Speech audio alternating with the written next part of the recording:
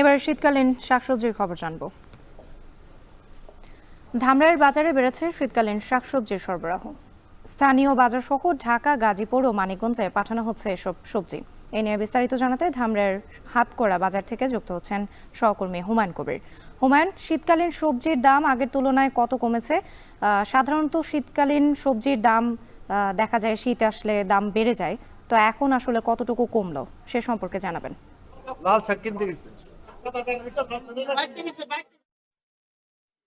সপ্তাহের ব্যবধানে আসলে প্রায় 10 থেকে 15 টাকা কমেছে। তারপরেও কিন্তু কৃষকরা খুশি, তারা বলছেন তারা এবার আসলে শীতকালে যেসব সবজি রয়েছে সেই সবজির আসলে ন্যায্য মূল্য পাচ্ছেন। আমি এই মুহূর্তে রয়েছি কোরা বাজারে। এই বাজারটি একটি ব্যতিক্রমী বাজার। আসলে এই অঞ্চলের অন্যান্য বাজারের তুলনায় এই বাজারটিতে সবচেয়ে কম দামে আসলে পাইকাররা সবজি কিনতে পারেন এবং সেসব সবজি কিন্তু পরবর্তীতে কারণ বাজার, গাজীপুর এবং মানিকগঞ্জে কিন্তু পাঠানো হয়। এবং সবজি আমি যদি একটু কয়েকটা সবজির দাম আপনাকে জানাতে চাই, ধরেন এই বাজারে আজকে ফুলকপি প্রতি কেজি বিক্রি হচ্ছে 30 টাকা করে, এবং বাঁধাকপি বিক্রি হচ্ছে 18 থেকে 20 টাকা করে, এবং কাঁচামরিচ বিক্রি হচ্ছে প্রতি কেজি 50 টাকা। এবং এখানে আমরা দেখেছি গাজর বিক্রি হচ্ছে প্রতি কেজি 70 টাকা করে, এবং সিম বিক্রি হচ্ছে 40 থেকে 45 টাকা করে। তার মানে হচ্ছে এই বাজারের থেকে সবজিগুলো কিনে পার্শ্ববর্তী সাভার কিংবা ধামরাই,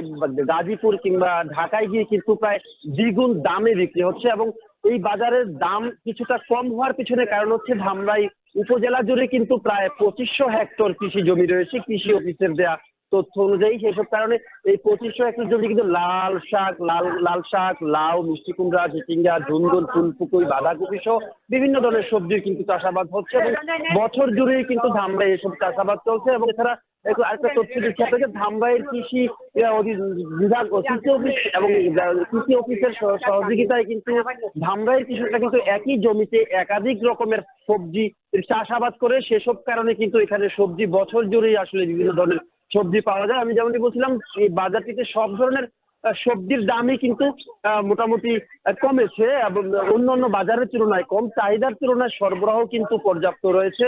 এবং এই বাজারে আমরা ক্রেতাদের সাথে কথা বলেছি, ক্রেতারা বলছেন দাম শীতকালীন কাল হিসাবে কিছুটা বেশি, তবে বিক্রেতারা বলছেন যেখানে সার, বীজ সহ অন্যান্য সরঞ্জামাদির দাম অনেক বেশি, খরচ একটু বেশি হওয়ার কারণে কিন্তু কিছুটা বেশি দামে কিন্তু তাদের সবজি বিক্রি করতে হচ্ছে। তারা এবার বিক্রেতারা যথেষ্ট খুশি। আসলে তারা এবার যে তাদের যে কৃষি পণ্য রয়েছে, শাকসবজি ফল পণ্য রয়েছে, শাকসবজি ফল রয়েছে, সেগুলো আসলে তারা ন্যায্য মূল্য পাচ্ছেন। এবং ন্যায্য মূল্য পেলেও কিন্তু ক্রেতারা কিন্তু কিছুটা মিশ্র প্রতিক্রিয়া বলছেন। তারা বলছেন সবজির দাম আসলে কিছুটা বেশি।